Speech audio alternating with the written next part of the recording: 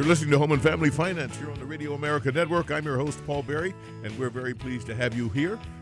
And I am very pleased to have my next guest. You know, this involves two women.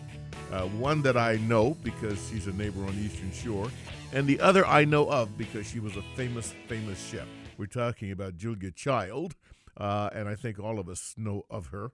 But you may not know Pamela Heyne, who did have a pleasure of talking with her and meeting with her, and then had the audacity, if you will, to write a book called In Julia's Kitchen. Pamela, welcome to Home and Family Finance. Nice to have you on the show. Thank you very much. How dare you take that? I mean, this is just a marvelous book and with pictures. What was the provocation? Why did you want to do this? Well, I interviewed Julia in 1989. At the time, I was doing a lot of kitchen design in Washington, D.C., and at that point, a lot of people wanted fancier kitchens. They wanted chef stoves and center islands and stuff. And I thought, let's talk to the pros and see what's involved. And so Julia just happened to go to the same college I went to, and I simply found her in my directory, alumni directory, you know. So I wrote her a note, and she sent me back a hilarious postcard saying that architects didn't know a darn thing about kitchen design since they didn't know how to cook.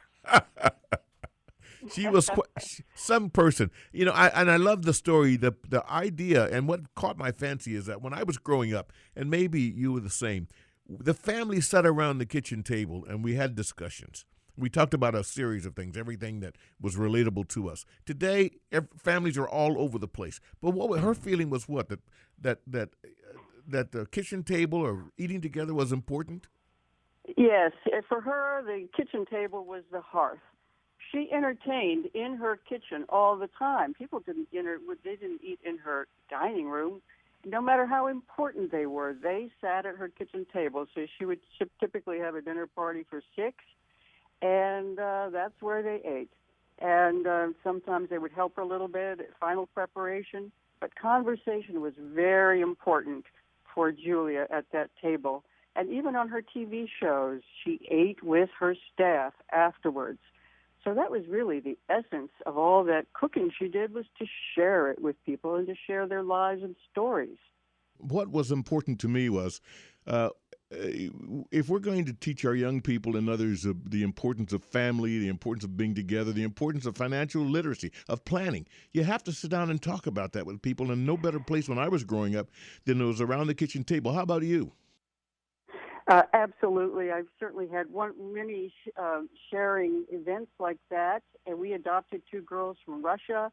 Always sat down with the girls, and they're big advocates of the family meal now. And there's some amazing statistics about just how valuable this experience is for young people. Their vocabularies improve. They get better manners. They typically get better grades in school. They're less likely to be involved in risky behavior later on. They're happier, and so it goes. And so many of our people today have an obesity problem. One of the difficulties with these open kitchens is that people can wander in and snack at will, and it has terrible implications. Also, all that snacking gets to be expensive. Absolutely, it does. Snack food is one of the more expensive things you can purchase in the stores. So the more you can fill people up with nutritious items rather than all these crackers and chips, the better off they are.